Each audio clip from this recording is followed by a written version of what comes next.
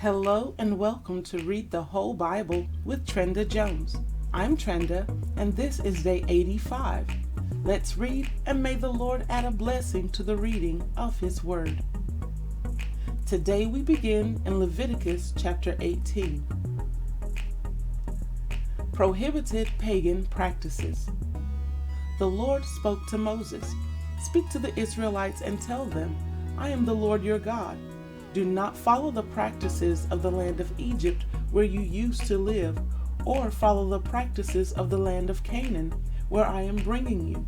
You must not follow their customs. You are to practice my ordinances, and you are to keep my statutes by following them. I am the Lord your God. Keep my statutes and ordinances. A person will live if he does them. I am the Lord. You are not to come near any close relative for sexual intercourse. I am the Lord. You are not to violate the intimacy that belongs to your father and mother. She is your mother. You must not have sexual intercourse with her. You are not to have sex with your father's wife. She is your father's family. You are not to have sexual intercourse with your sister, either your father's daughter or your mother's, whether born at home or born somewhere else. You are not to have sex with her. You are not to have sexual intercourse with your son's daughter or your daughter's daughter, for they are your family. You are not to have sexual intercourse with your father's wife's daughter, who is adopted by your father. She is your sister. You are not to have sexual intercourse with your father's sister.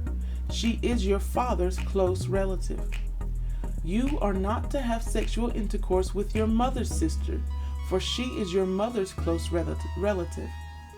You are not to violate the intimacy that belongs to your father's brother by approaching his wife to have sexual intercourse.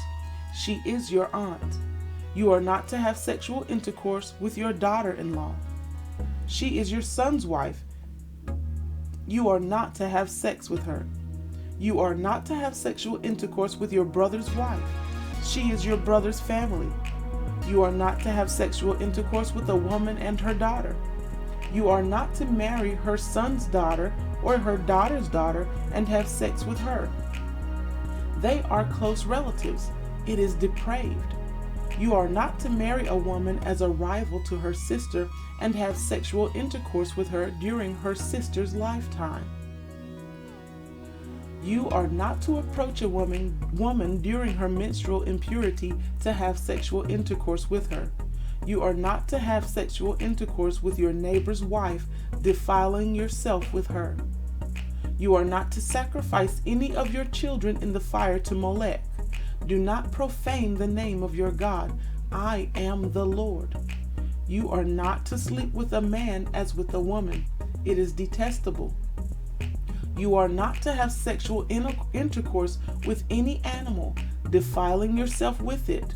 A woman is not to present herself to an animal to mate with it. It is a perversion. Do not defile yourselves by any of these practices, for the nations I am driving out before you have defiled themselves by all these things. The land has become defiled, so I am punishing it for its iniquity, and the land will vomit out its inhabitants. But you are to keep my statutes and ordinances. You must not commit any of these detestable acts, not the native or the alien who resides among you. For the people who were in the land prior to you have committed all these detestable acts, and the land has become defiled. If you defile the land, it will vomit you out as it vomited out the nations that were before you. Any person who does any of these detestable practices is to be cut off from his people. You must keep my instruction to not do any of the detestable customs that were practiced before you, so that you do not defile yourselves by them. I am the Lord your God.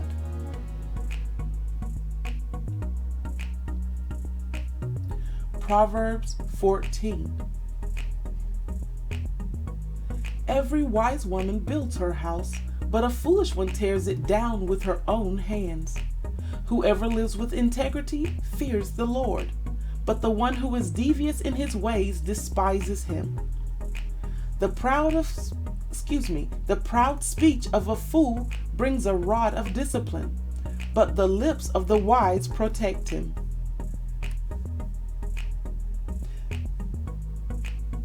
Where there are no oxen, the feeding trough is empty, but an abundant harvest comes through the strength of an ox. An honest witness does not deceive, but a dishonest witness utters lies. A mocker seeks wisdom and doesn't find it, but knowledge comes easily to the perceptive. Stay away from a foolish person. You will gain no knowledge from his speech.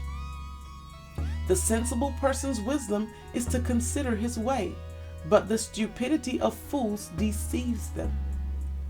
Fools mock at making reparation, but there is goodwill among the upright. The heart knows its own bitterness, and no outsider shares in its joy. The house of the wicked will be destroyed, but the tent of the upright will flourish. There is a way that seems right to a person, but its end is the way to death. Even in laughter, a heart may be sad, and joy may end in grief. The disloyal one will get what his conduct deserves, and a good one what his deeds deserve. The inexperienced one believes anything, but the sensible one watches his steps. A wise person is cautious and turns away from evil, but a fool is easily angered and is careless. A quick-tempered person acts foolishly, and one who schemes is hated. The inexperienced inherit foolishness, but the sensible are crowned with knowledge. The evil bow before those who are good, and the wicked at the gates of the righteous. A poor person is hated even by his neighbor, but there are many who love the rich. The one who despises his neighbor sins, but whoever shows kindness to the poor will be happy. Don't those who plan evil go astray?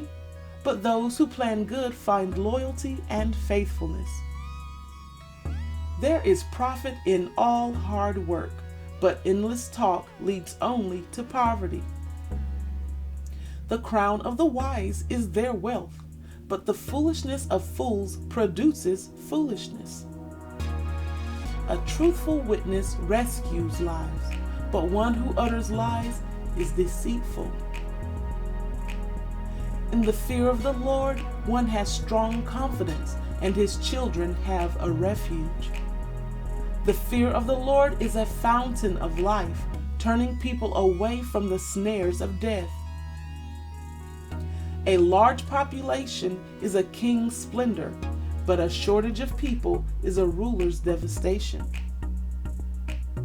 A patient person shows great understanding, but a quick-tempered one promotes foolishness. A tranquil heart is life to the body, but jealousy is rottenness to the bones. The one who oppresses the poor person insults his maker, but one who is kind to the needy honors him.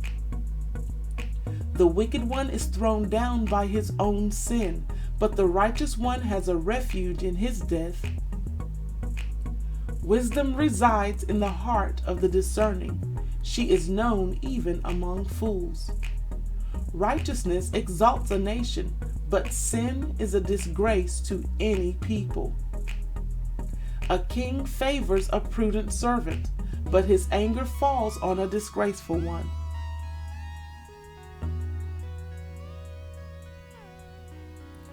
Mark chapter 12, and we resume reading at verse 18.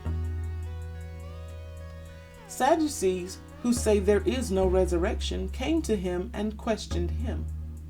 Teacher, Moses wrote for us that if a man's brother dies, leaving a wife behind but no child, that man should take the wife and raise up offspring for his brother. There were 7 brothers. The first married a woman and dying left no offspring. The second also took her and he died, leaving no offspring. And the third likewise. None of the 7 left offspring. Last of all, the woman died too. In the resurrection, when they rise, whose wife will she be, since the 7 had married her? Jesus spoke to them. Isn't this the reason why you're mistaken? You don't know the scriptures or the power of God? For when they rise from the dead, they neither marry nor are given in marriage, but are like angels in heaven. And as for the dead being raised, haven't you read in the book of Moses, in the passage about the burning bush, how God said to him, I am the God of Abraham, and the God of Isaac, and the God of Jacob? He is not the God of the dead, but of the living. You are badly mistaken. The primary commands. One of the scribes approached him. When he heard them debating and saw that Jesus answered them well, he asked him, which command is the most important of all? Jesus answered, the most important? Listen, Israel, the Lord, our God, the Lord is one. Love the Lord your God with all your heart, with all your soul, with all your mind, and with all your strength. The second is, love your neighbor as yourself. There is no other command greater than these. Then the scribe said to him, you are right, teacher.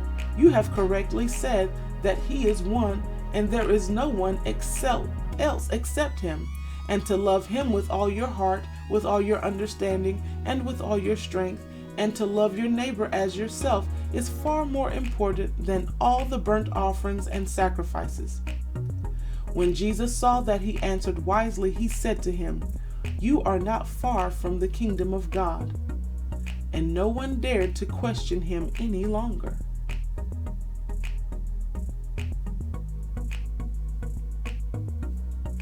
Second Corinthians chapter 3, resuming reading at verse 12.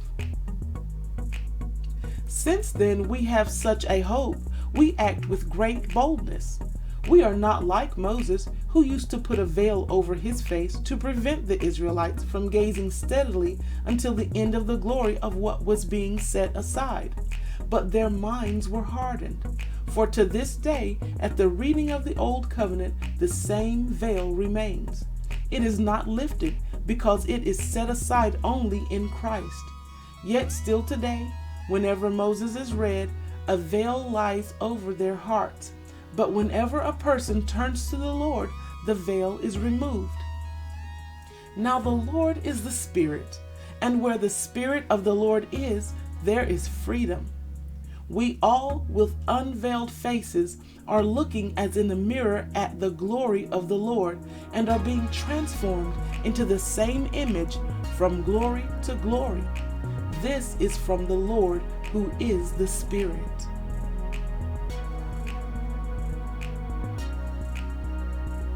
Psalm 85, Restoration of Favor. For the choir director, a psalm of the sons of Korah. Lord, you showed favor to your land. You restored the fortunes of Jacob. You forgave your people's guilt. You covered all their sin. Selah. You withdrew all your fury. You turned from your burning anger. Return to us, God of our salvation, and abandon your displeasure with us.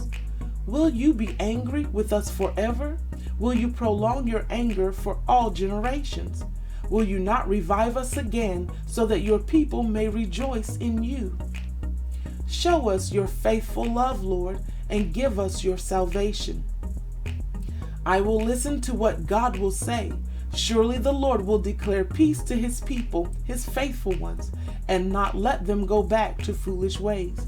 His salvation is very near those who fear him, so that glory may dwell in our land. Faithful love and truth will join together. Righteousness and peace will embrace. Truth will spring up from the earth, and righteousness will look down from heaven. Also, the Lord will provide what is good, and our land will yield its crops. Righteousness will go before him to prepare the way for his steps. And this concludes our reading for day 85 of Read the Whole Bible with Trenda Jones. Thank you so much for joining us here today, and we look forward to reading again tomorrow, day 86. Until then, God bless you, and may the Lord add a blessing to the reading of his word.